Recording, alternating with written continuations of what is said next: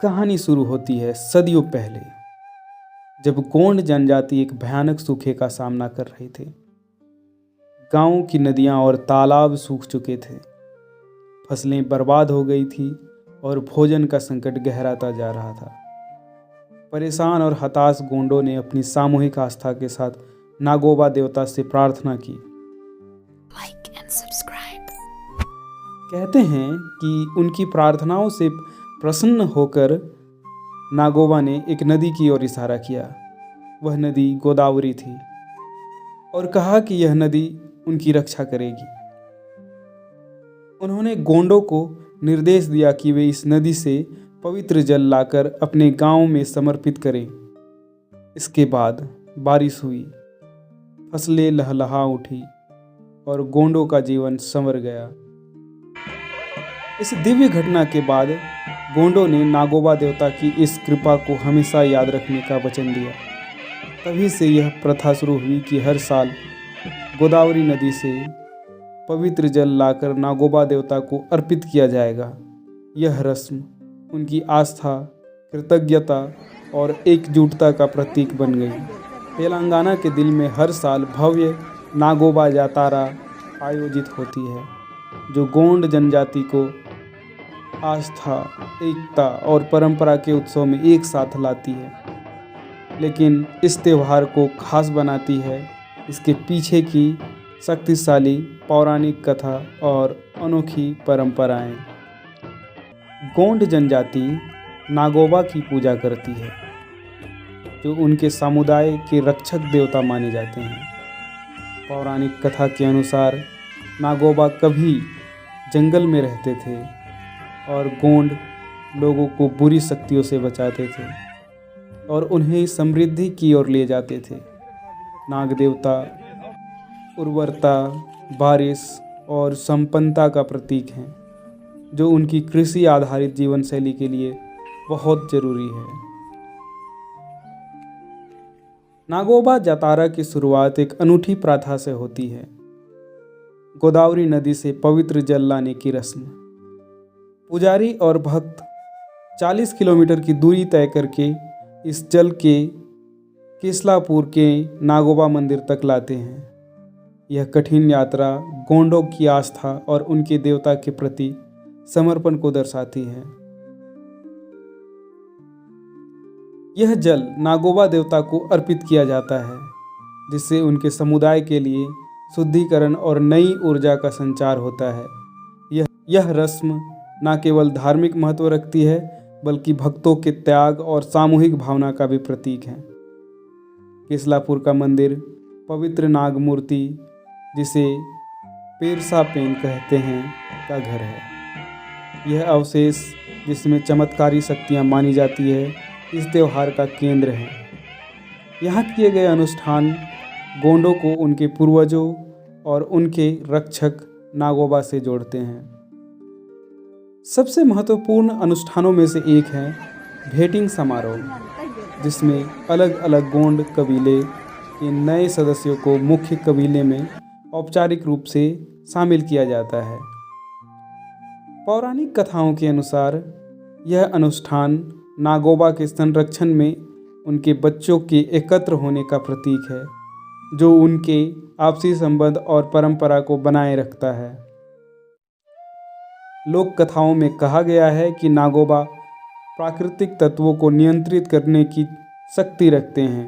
गोंडों का विश्वास है कि उनकी पूजा करके वे अच्छी बारिश, उपजाऊ भूमि और आपदाओं से सुरक्षा सुनिश्चित कर सकते हैं। यह त्यौहार उनके लिए शांति और समृद्धि का आह्वान है। अपनी भक्ति के प्रतीक के रूप में गोंड अपने पारंपरिक नृत्य और गीत प्रस्तुत करते हैं, जो नागोबा की रक्षा और उदारता की इन प्राचीन कहानियों को व्यक्त करते हैं। उनका संगीत प्रकृति और उनके देवता के साथ उनके अटूट संबंध का जश्न मनाता है। नागोबा जातरा केवल एक धार्मिक आयोजन नहीं है, यह गोंडों की जड़ों, उनकी पौराणिक कथाओं और प्रकृति की शक्तियों के प्रति उनके गहरे सम्मान की पवित्र याद दिलाता है। यह एकता, आत्मचिंतन और सांस्कृतिक गर्व का समय है। नागोबा की कहानी गोंडों के दिलों में जीवित है, पीढ़ियों से आगे बढ़ती हुई। उन्हें न केवल अपने देवता का बल्कि अपने अस्थायी भावना और परंपराओं का जश्न बनाने के लिए एकजुट करती है। यह तिरंगा हमारे देश की विविधता और एकता का प्रतीक है। लेकिन क्या आपने कभी सोचा है कि इस गणराज्य की नींव में जनजातीय समुदायों का कितना बड़ा योगदान है? 26 जनवरी 1950 दिल्ली की ठंडी सुबह। संविधान लागू होने के इस ऐतिहासिक दिन पर संसद भवन के गलियारों में एक विशेष चर्चा थी। चर्चा का विषय था भारत के सबसे प्राचीन और अनमोल खजाने यानी जनजातीय समुदाय के अधिकार और उनकी पहचान। वहीं सुदूर जंगलों में बिरसा मुंडा की कहानी हर गांव के अलाव के पास सुनाई जा रही थी।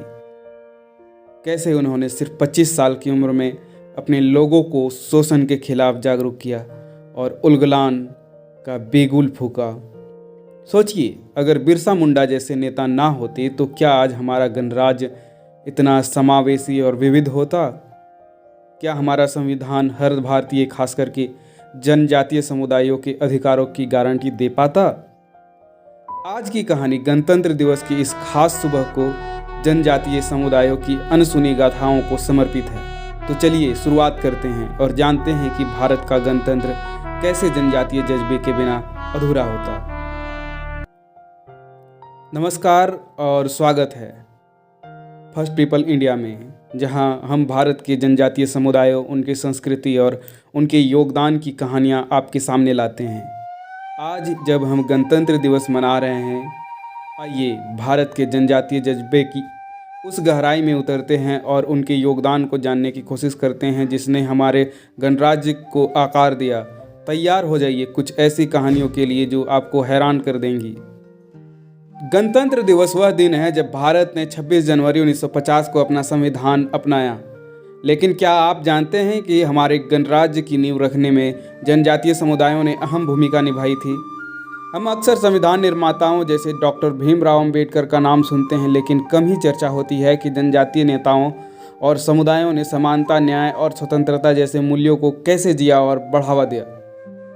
चलिए इतिहास में पीछे चलते हैं, झारखंड के बिरसा मुंडा से लेकर आंध्र प्रदेश के अल्लूरी सीतारामराजू तक। जनजातीय नेता ब्रिटिश शासन और शोषण के खिलाफ विद्रोह के अगुआ थे। उनकी लड़ाई केवल भूमि और संसाधनों तक नहीं थी, यह उनके जीवन, सम्मान और आज़ादी को बचाने की थी। क्या यह हमारे गणराज्य के मूल उद्देश्य विविधता का सम्मान और संरक्षण को परिभाषित नहीं करता? जब संविधान का मसौदा तैयार किया गया तो यह सुनिश्चित किया गया कि जनजातीय समुदायों के अधिकारों की सुरक्षा हो। भारतीय संविधान के अनुच्छेद 244 और 275 5वीं और 6वीं अनुसूची के तहत जनजातीय भूमि, संस्कृति और शासन प्रणालियों को संरक्षित करते हैं। लेकिन क्या हम में से ज़्यादातर लोग इन प्रावधानों के बारे में जानते हैं या समझते हैं कि इनका जनजातीय जीवन पर क्या प्रभाव है? उदाहरण के लिए 1996 का पेशा अधिनियम, यह संवैधानिक अधिकारों का ही एक नतीजा है। यह जनजातीय गांवों को आत्म शासन और अपने संसाधनों पर निर्णय लेने की शक्ति देता है। क्या एक गणराज्य के भीतर गणराज्य जैसा नहीं लगता? यह लोकतंत्र जो अपनी जड़ों से शुरू होता है, लेकिन आज भी इन अधिकारों के उचित क्रियान्वयन के लिए संघर्ष जारी है।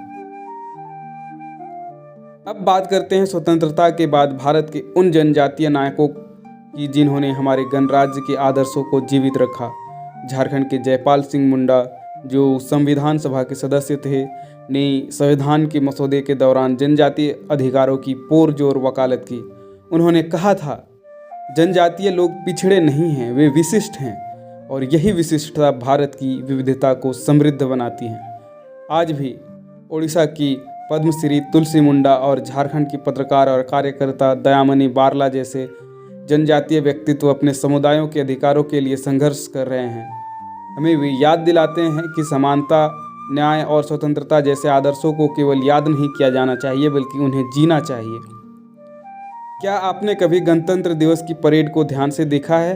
अगर देखा हो तो आप जनजातीय कला, नृत्य और संस्कृति को दिखाने वाले सुंदर झांकियों को जरूर देखते होंगे। महाराष्ट्र की वर्ली पेंटिंग से लेकर असम के बिहुन डांस तक जनजातीय विरासत को राजपथ पर चमकने का मौका मिलता है। लेकिन सोचने वाली बात यह है, क्या हम इन समुदायों को प्रतीकात्मकता से आगे बढ़कर पर्याप्त सम्मान दे रहे हैं? सोचिए, क्या हम और बेहतर कर सकते हैं?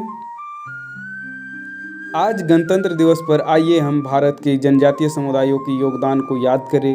वे प्राचीन ज्ञान के संरक्षक हैं, प्रकृति के रक्षक हैं और स्वतंत्रता के प्रहरी हैं। हमारा गणराज्य उनके कारण मजबूत है और यह हमारी जिम्मेदारी है कि उनकी आवाज़ सुनी जाए और उनके अधिकारों की रक्षा हो। इस खास गणतंत्र दिवस एपिसोड में मेरे साथ जुड़ने के लिए आपका धन्यवाद। अगर आपको यह एपिसोड जानकारीपूर्ण लगा तो इसे अपने दोस्तों और परिवार के साथ जरूर साझा करें। आइए भारत की जनजातीय समुदायों की अद्भुत भूमिका के बारे में जागरूकता फैलाएं। अगले एपिसोड तक मैं विजय उरांव आपसे विदा लेता हूं। जय हिंद, जय भारत, वंदे मातरम।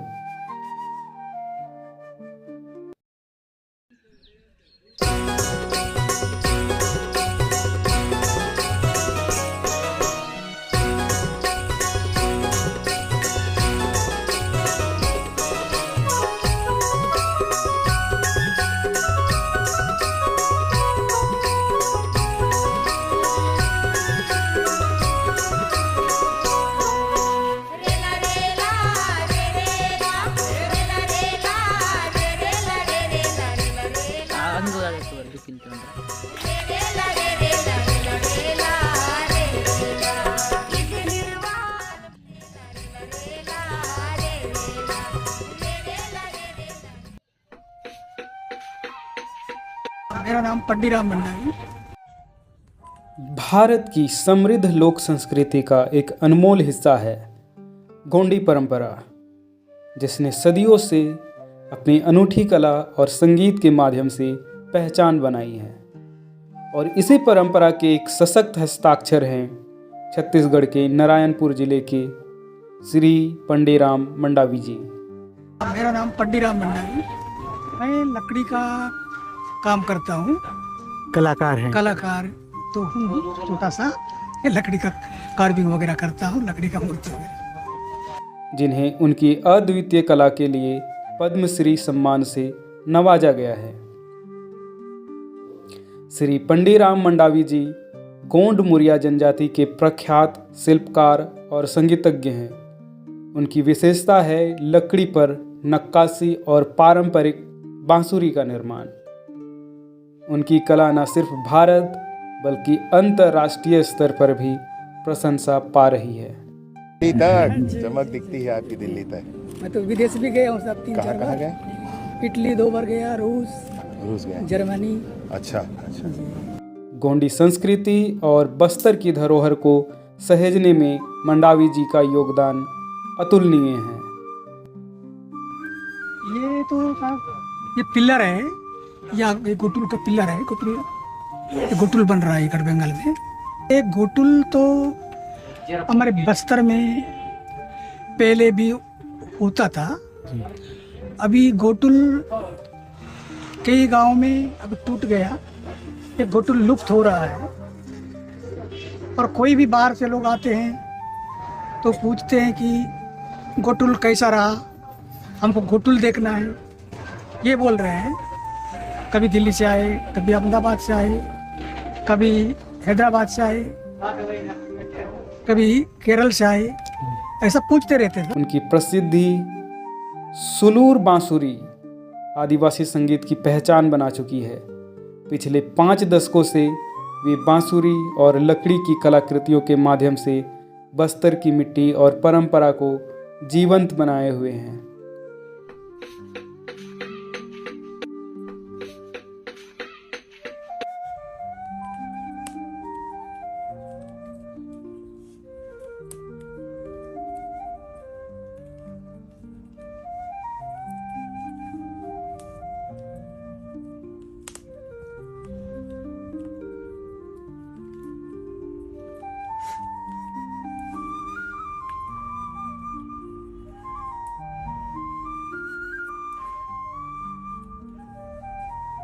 उनकी कला भारत के अलावा 8 से अधिक देशों में प्रदर्शित हो चुकी है।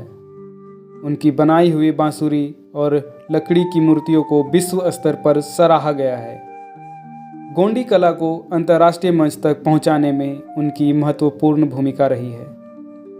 भारत सरकार ने उनकी इस अनमोल धरोहर को संजोने के प्रयासों को पद्मश्री देकर सम्मानित किया है। यह पुरस्कार गोंडवाना संस्कृति और बस्तर के कला प्रेमियों के लिए गर्व का क्षण है।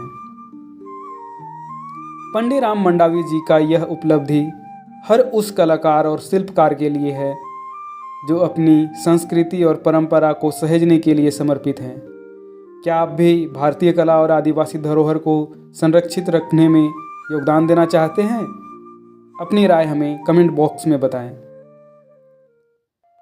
अगर यह वीडियो आपको पसंद आया हो तो इसे ज़रूर लाइक करें और अपने दोस्तों के साथ शेयर करें और चैनल को सब्सक्राइब करना ना भूलें ताकि हम आपके लिए ऐसी और प्रेरणादायक कहानियाँ लाते रहेंगे। निमन होरमारिन जोहार अरा जय धर्मेश।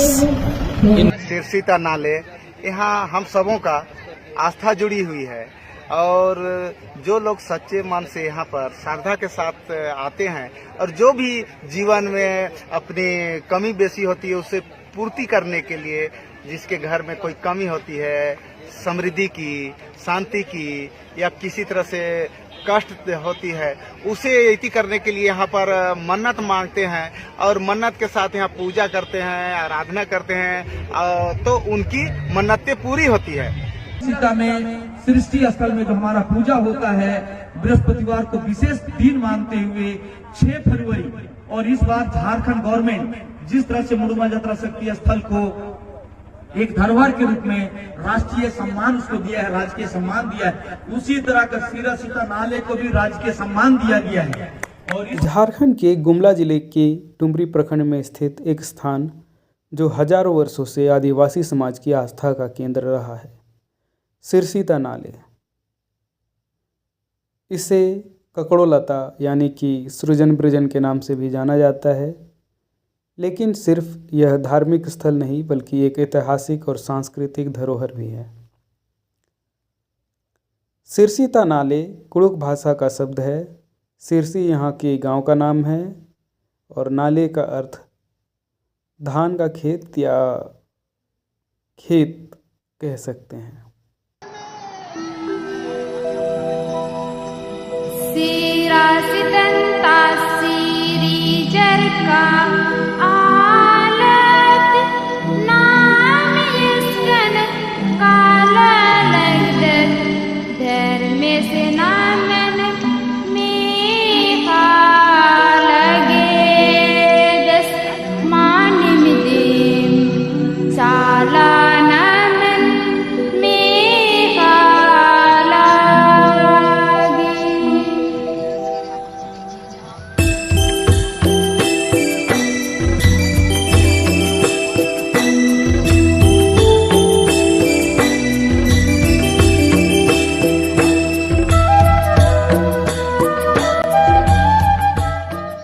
निश्चित तौर में ये उद्गम स्थल, पवित्र स्थल सिरसीता नाले, यहाँ हम सबों का आस्था जुड़ी हुई है और जो लोग सच्चे मन से यहाँ पर श्रद्धा के साथ आते हैं और जो भी जीवन में अपनी कमी बेसी होती है उसे पूर्ति करने के लिए, जिसके घर में कोई कमी होती है समृद्धि की, शांति की या किसी तरह से कष्ट होती है, उसे इति करने के लिए यहाँ पर मन्नत मांगते हैं और मन्नत के साथ यहाँ पूजा करते हैं, आराधना करते हैं तो उनकी मन्नतें पूरी होती है।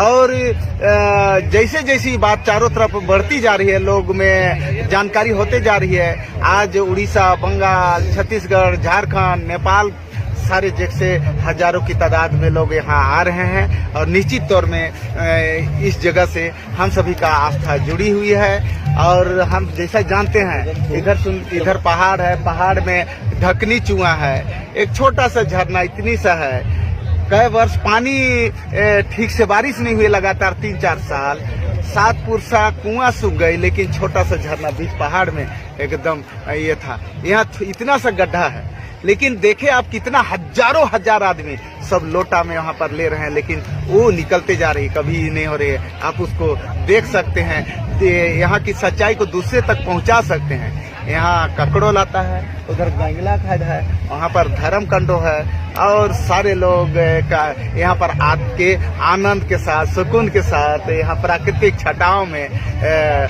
कितना सुंदर अनुभूति करते हैं, और पूजा प्रार्थना सामूहिक रूप से करके शांति के साथ यहाँ से वापस जाते हैं। और उनको एक संतोष होती है कि हमारी जो भी इच्छाएं हैं, घर की जो भी हम मन्नतें किए हैं, अपना जीवन को अच्छा करने के लिए, सुख शांति समृद्धि के लिए, बाल बच्चाओं के लिए अच्छा जीवन की ओर अग्रसर होने के लिए वो पूर्ति होगा। ये विश्वास लेके जाते हैं, प्रसाद के रूप में लेके जाते हैं। और आज उसी का यह है कि हजारों हजार छोटी बड़ी गाड़ियां यहाँ पर लगी हुई है। निश्चित तौर में युवा समाज का रीढ़ होती है, और हमारे लोग अपना धार्मिक स्थल से जुड़ रहे हैं। उन लोगों में धार्मिक जागृति आ रही है। जिस तरह से हम लोग सरना धर्म कोड के लिए राजीपड़ा सरना प्रार्थना सभा के माध्यम से हम लोग आंदोलन किए, आज उसकी दिख रही है कि लोगों में अपने धर्म के प्रति, अपनी संस्कृति को बचाने के लिए, अपना धरोहर को बचाने के लिए, अपनी पूर्वज की बताई हुई चीज को जानने के लिए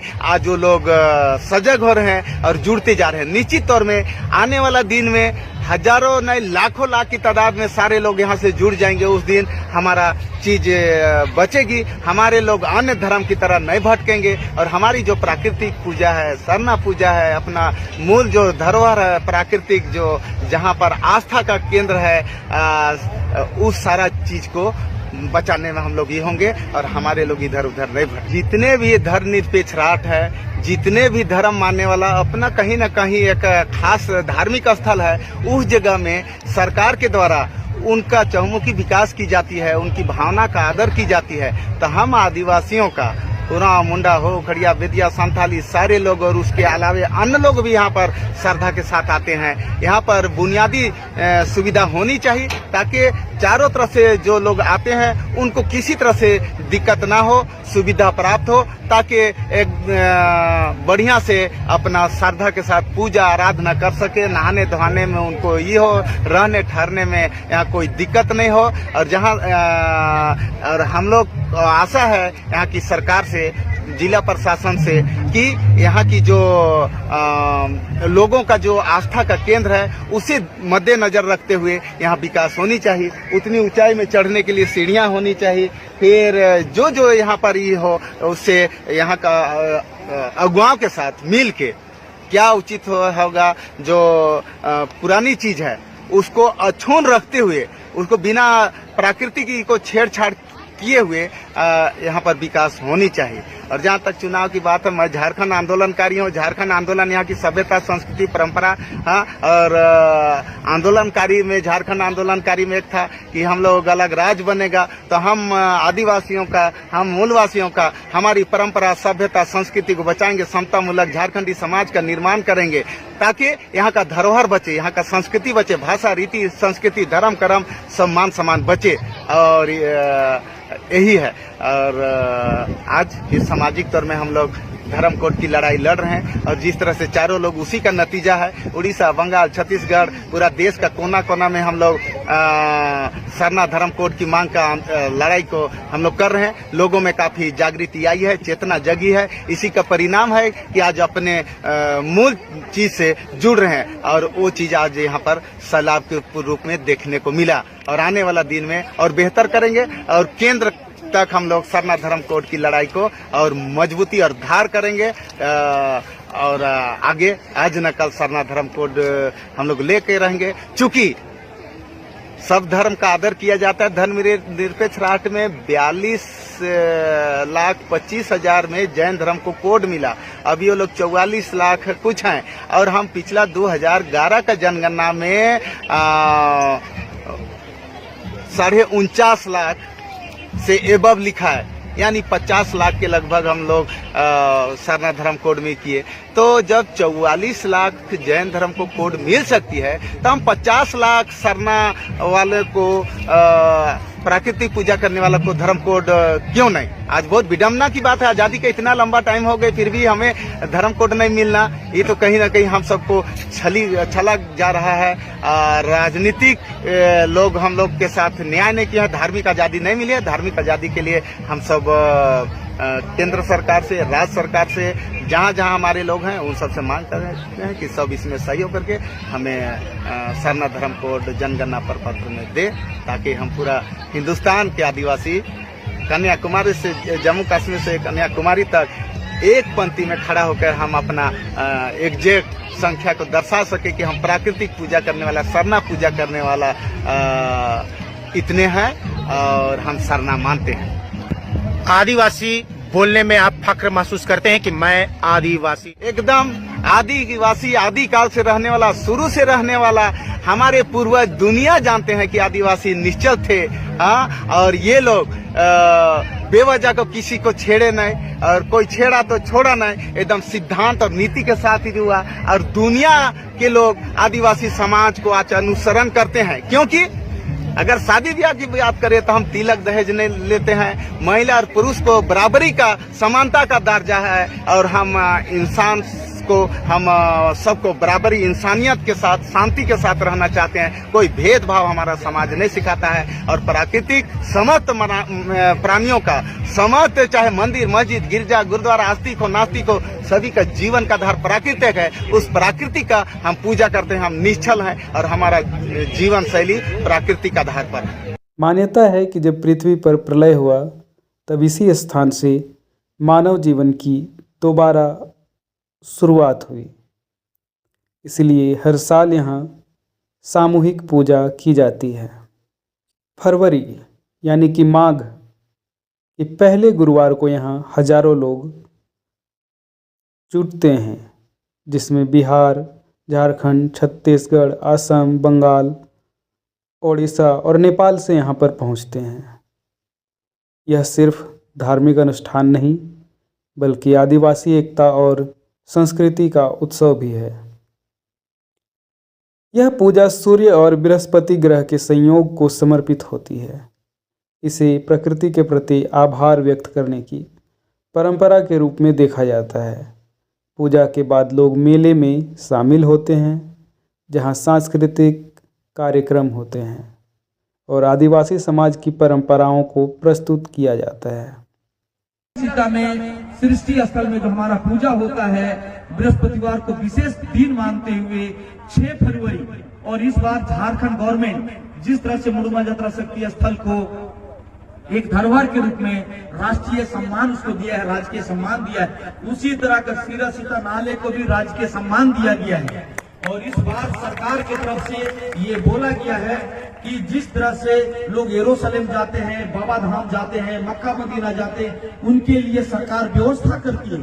उसी तरह से सिरा सीता आने के लिए, चाहे हम लोग रोहतास आएंगे, वहां आने के लिए सरकार ने व्यवस्था बनाई है। हो सकता है इस साल ना हो, लेकिन मुड़ुमा जतरा आने के लिए भी और यहाँ सिरा सीता आने के लिए भी जितने लोगों का लिस्ट बनेगा और गाड़ी घोड़ा से पूरा व्यवस्था, जिस गांव का जो डिमांड होगा उतना गाड़ी लगा दिया जाएगा वहां पूजा पाठ करने के लिए। ये 15 तारीख को हमारा गुमला जिला का डीसी से हमारा मीटिंग होने वाला है, और हम असम गए हुए थे, देरी हो गया और इसलिए वो पोस्टपोन हुआ। बाकी 15 तारीख को हमारा वहाँ पर मीटिंग है, और वो लोग जानना चाहते हैं कि आप लोग कितना लोग आते हैं, कितना दूर दूर से आते हैं, हम लोग क्या व्यवस्था आप लोग के लिए कर सकते हैं। तो मैंने बता दिया है कि रात में हमारे लोग आते हैं, जैसे यहाँ प्रोग्राम होता है उसी तरह का वहाँ भी प्रोग्राम होता है। हमने कहा लाइटिंग का व्यवस्था हुआ, वाटर प्रूफ कर दीजिए, ताकि दूर से आते हैं, शौच के लिए दिक्कत होता है, पानी के लिए दिक्कत होता है, गाड़ी पार्किंग के लिए दिक्कत होता है, भारी दिक्कत होता है हमारे लोगों को। और इसलिए सारा कहा कि आप लोग बटो नहीं, अलग अलग कार्यक्रम लोग करके नेतागिरी नहीं। अरे हम लोग कुड़ुक पुराण है, तो जहां से सृजन हुआ है और वो जो व्यवस्था हमारा पूर्वज बनाया है कि बृहस्पतिवार को विशेष दिन माना गया है कि हम उस दिन भी ड्यूटी विदाई नहीं करते हैं, और उस दिन भी हम ये खाना पीना बहुत सारा चीज को हम उपवास के रूप में करते हैं, गोहला पूरी नहीं करते हैं, गरु कड़ा उस दिन नहीं करते हैं। तो जब हमारा पूर्वज ये प्रकृति से मिलकर व्यवस्था को किया है, तो बहुत सारे लोग जो हैं, आप ठीक है नौकरी में हैं, उस दिन नहीं आ पाते हैं, भाई सुबह 6 बजे बृहस्पतिवार को उसी जगह माथा टेक लीजिए अपने घर, कोई बात नहीं। लेकिन बृहस्पतिवार जिसको भी मौका मिल गया, आप छुट्टी उठी, आपको कई दिन का छुट्टी मिलता है साल में, सरकार से निवेदन लिखेंगे भाई हम मुरुमा जत्रा के लिए, रोहतासगढ़ के लिए, सिरासीता के लिए हम 3 छुट्टी बचाएंगे, उस दिन हम जरूर जाएंगे वहाँ। तो आप कर भी सकते हैं भाई, पति पत्नी के साथ हम रोज पिकनिक मनाइए, बाल बच्चों के साथ, कौन रोका है। लेकिन जिस दिन आपको यहाँ आना हो, सृष्टि स्थल जाना हो या मुरुमा जत्रा शक्ति स्थल जाना, जो कुड़खर लोग हैं आप वहाँ जरूर दर्शन कर लिए आए। तो इस तरह से बातें हैं। चलिए इन्हीं चंद शब्दों के साथ क्षमा मांगते हुए अपनी बातों को यही हम खत्म करते हैं। सबों को जय धर्मेश, जोहार। सिरासितंता सीरी जरका आलत नाम यसकन काला लगदर धर्मे से नामन में लगे दस मान मिदेम साला नामन में लागे।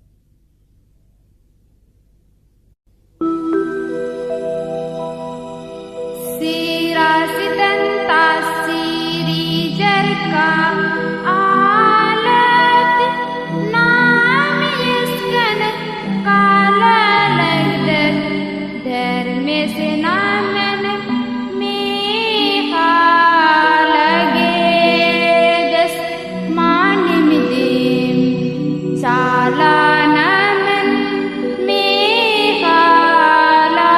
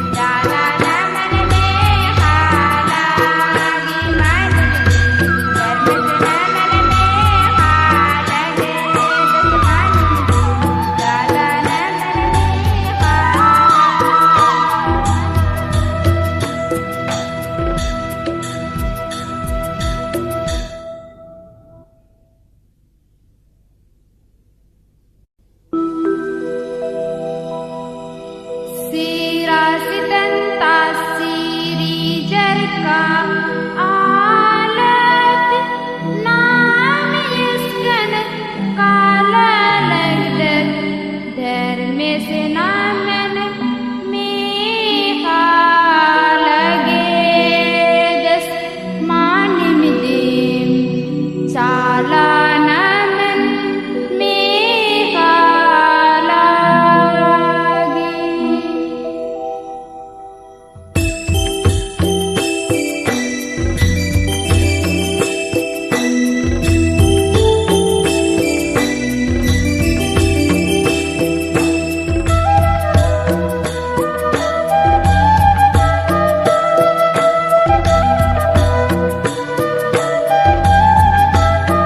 तेरा सितंता सीनी दर का आलत नाम इसकन काला लगदर धर्म से नामन में लगे दस मान मिदेम साला नामन में लागे।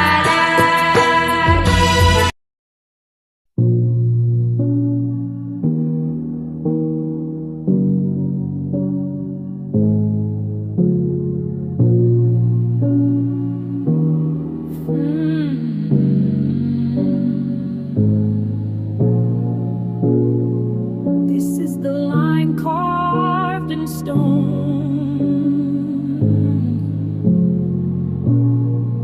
Hey, you. This is the line carved in stone. You have no choice but to obey, no choice but to bow down. Raise a question and you'll be erased. Your voice crushed under the crowd's weight. Don't dream of freedom. Dreams are sold here. And every cry of defiance is lost in the abyss of anonymity. This is the line carved in stone. You have no choice but to obey. Cross it and you'll be erased. This is the line carved in stone. Your bread, your land, all locked in our vaults. Every grain from your fields feeds our endless greed. Whether you live or die, that's our decision too. Settlements burning in the fire of faith. Life's crushed under the echo of bombs. You're just pawns in this grand game. Your existence a mere joke. This is the line carved in stone. You have no choice but to obey. Cross it and you'll be erased. This is the line carved in stone. Tomorrow, when your homes burn, even your tears won't be counted. Machines will come, not to save you, but to crush you further, to drain you dry. This is the line carved in stone. You have no choice but to obey.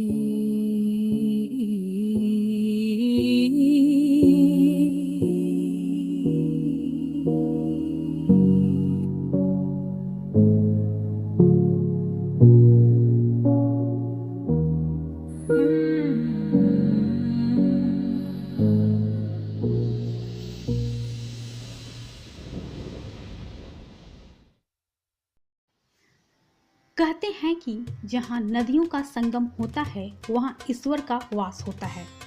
ऐसा ही एक स्थान है बेनेश्वर धाम, जहाँ सोम, माही और जाखम नदियाँ मिलती है। इस पवित्र भूमि से कई मान्यताएं जुड़ी हुई है।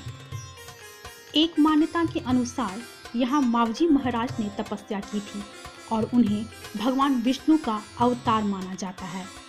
वे आदिवासी समुदाय के आध्यात्मिक गुरु थे जिन्होंने प्रेम, समानता और भक्ति का संदेश दिया। कहा जाता है कि उन्होंने भविष्यवाणी की थी कि यह स्थल एक बड़ा तीर्थ बनेगा। जहां लोग आकर मोक्ष प्राप्त करेंगे। इसके अलावा एक अन्य मान्यता है कि यहाँ स्थित शिवलिंग स्वयं प्रकट हुआ था, जिसे आदिकाल से आदिवासी समाज पूजता आ रहा है। इन्हीं आस्थाओं के कारण यह धाम सिर्फ एक मंदिर नहीं बल्कि आदिवासी समाज की आध्यात्मिक धरोहर बन चुका है। नमस्कार, आप सुन रहे हैं firstpeople.in और मैं हूं आस्का पटेल। आज हम आपको लेकर चलेंगे राजस्थान के डूंगरपुर जिले में स्थित एक अद्भुत तीर्थ स्थल बेनेश्वर धाम। इसे बागर का पुष्कर और आदिवासियों का कुंभ भी कहा जाता है। तो आइए जानते हैं इसकी ऐतिहासिक, धार्मिक और सांस्कृतिक महत्वता के बारे में। बेनेश्वर धाम 3 नदियां सोम, माही और जाखम के संगम पर स्थित एक पवित्र स्थान है। यहाँ स्थित शिव मंदिर आदिवासी समुदाय के लिए विशेष महत्व रखता है।